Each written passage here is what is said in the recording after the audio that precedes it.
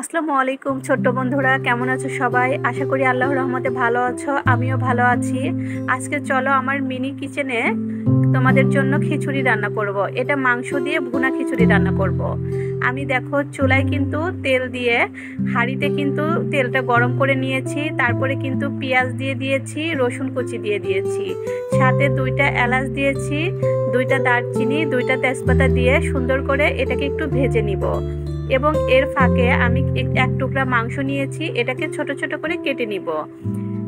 এটা কিন্তু খুব ছোট ছোট করেই কেটে নিব, কারণ যেহেতু আমি মিনি চুলায় এবং ছোট্ট হাঁড়িতে রান্না করছি, তাই আমি এটা খুব ছোট ছোট করে কেটে নিব। ছোট ছোট করে কাটা আমার হয়ে গিয়েছে। এ পর্যায়ে আমি একটু জিরা দিয়ে দিলাম। জিরা দিলে কিন্তু সব রান্নার ফ্লেভারই অনেক ভালো হয় এবং খেতেও কিন্তু খুব মজা লাগে।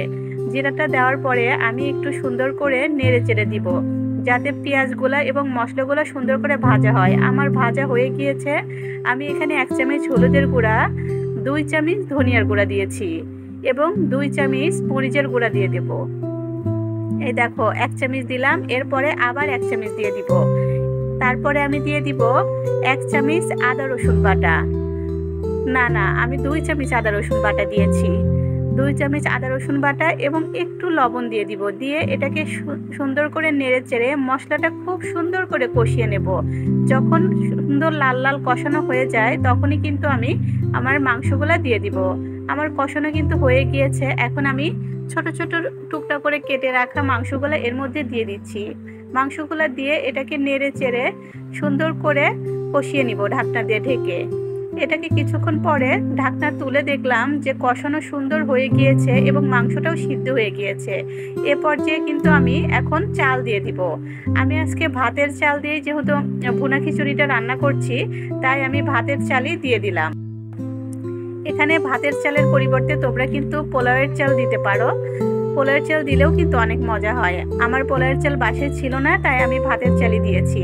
ভাতের চাল দিয়ে আমি মাংস আর চালগুলাকে একসাথে মিশিয়ে দেব, সুন্দর করে নেড়ে চেড়ে মিশিয়ে দেব।